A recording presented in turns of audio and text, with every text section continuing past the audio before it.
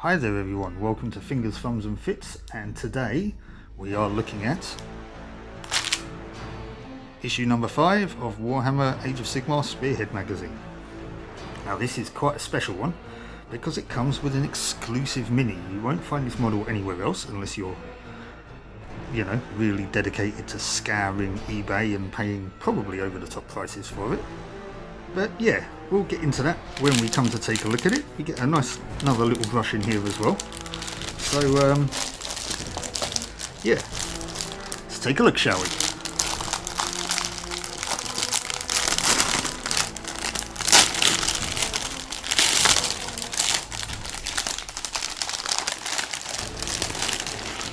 So here's our magazine.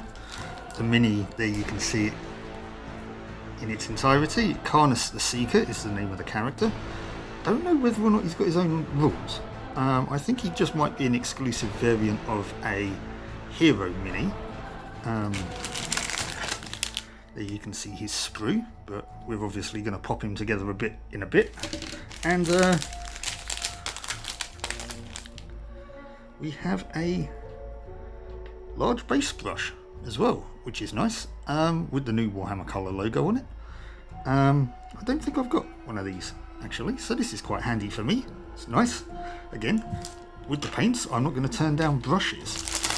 And there's the mini's base. So, before we get on to putting that mini together, let's have a look at the magazine, shall we? We're still with the Stormcast Eternals. The forces that they put together are called Stormhosts. They're divided into chambers and conclaves. Here we have the some famous Stormhosts. The most widely known ones and the ones that you usually see in artwork and the models painted up are the Hammers of Sigmar, which are the Stormcast Resplendent in golden armour. My guys they're not Hallowed Knights as such, but they're a variant on Hallowed Knights, so I'm doing them as a kind of sort of colder steel version. I'm kind of trying to sort of make them a little bit more grimdark. I'm not going completely grimdark because that's not my painting style, but I'm trying to go a bit grim with them. But this is what I kind of based the colour scheme from. The Celestial Vindicators I do like. I like the turquoise. It's different.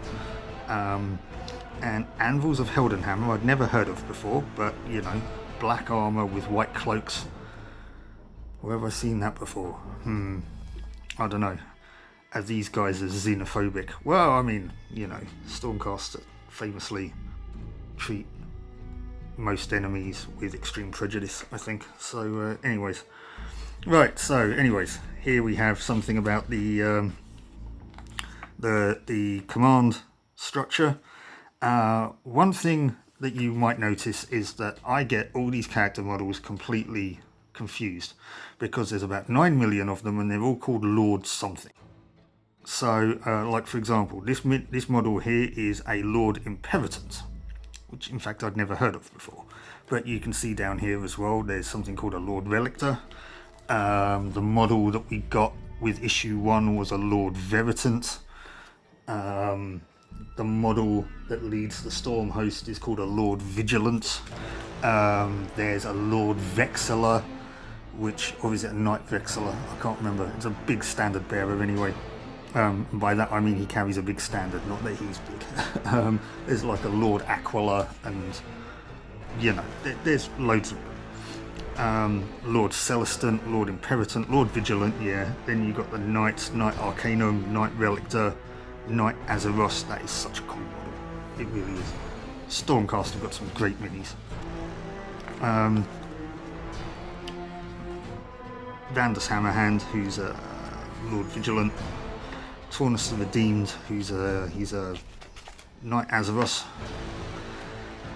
We've got something about the geography here in the realm of fire, in fact, actually, the realm of Akshi. So here's a little bit about the setting. Something a little bit about Karnus the Seeker. he is a Lord Celestant. So yes, a little bit about the Stormcast taking on the Skaven. This is how we build Karnus the Seeker. So yes, it looks like so far he is just an alternate Lord Celestant.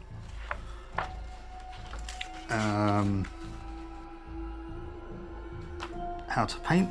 This is also actually, seeing here, we've got the issues with the paints coming up. Now we've already had issue 4 because this is issue 5. The next issue, yes, we do have 2 more paints, Cantor Blue and Rhinox Hide.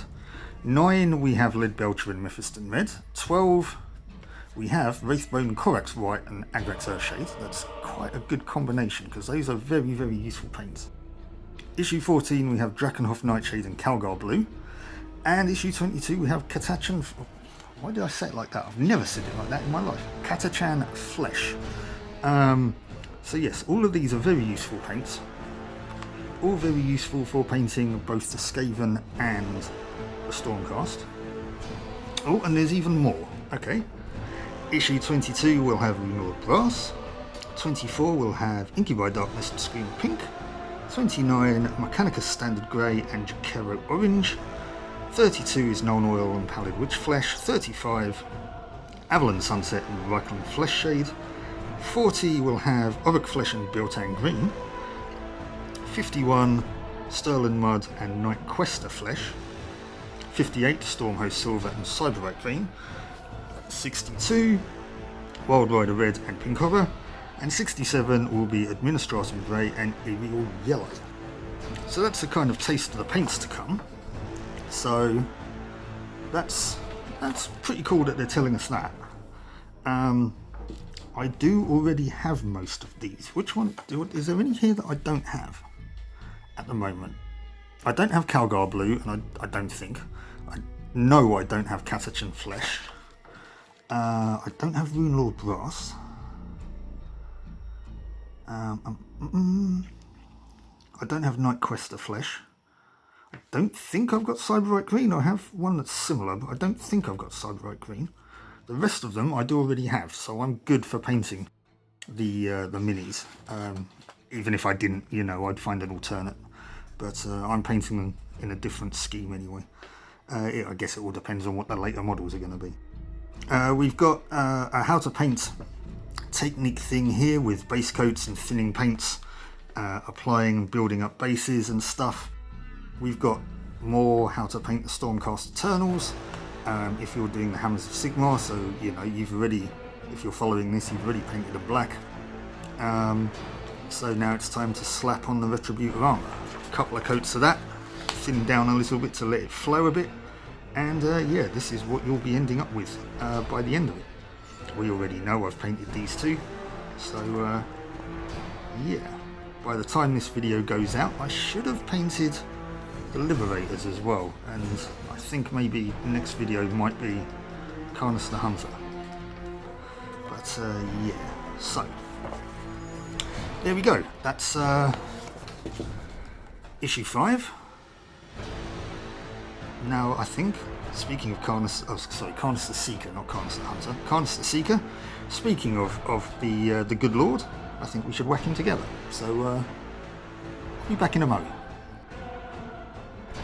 Okay, and so here we're back with Karnus the Seeker. Now, interestingly enough, actually, this guy had a few options going on with him. As you can see here, I've assembled him holding a sword, but if you look at the front of the magazine,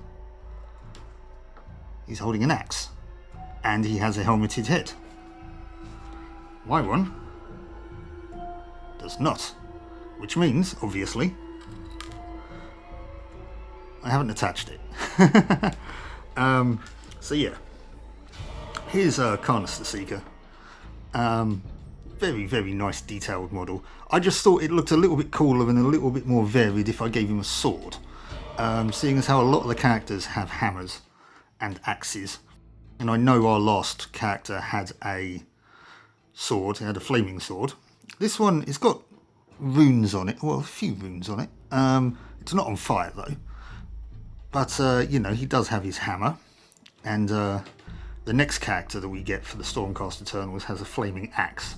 So I thought I'd vary it up a bit and give another one a sword. He's got a cloak made out of hammers, which I'm not up on the current rules with the Lord Celestant, but in one of the earlier editions of Age of Sigmar, that sort of like hammery cloak thing was actually able to whip around and attack enemies, which is just insane. I mean, a lot of the earlier editions of Age of Sigmar was quite insane anyway, but yeah. So I'm looking forward to giving this guy a bit of a painting. Let's just pop his head on again, just so that you can. We'll prop him up close so that you can see his head as well. Like I said, I gave him a bare head, an unhelmeted head, just to kind of make him more unique amongst the Lord Celestants, I think. But yeah, there we go. That's Karnus the Seeker. I like that model. Nice and detailed, lots of character. I really do like it.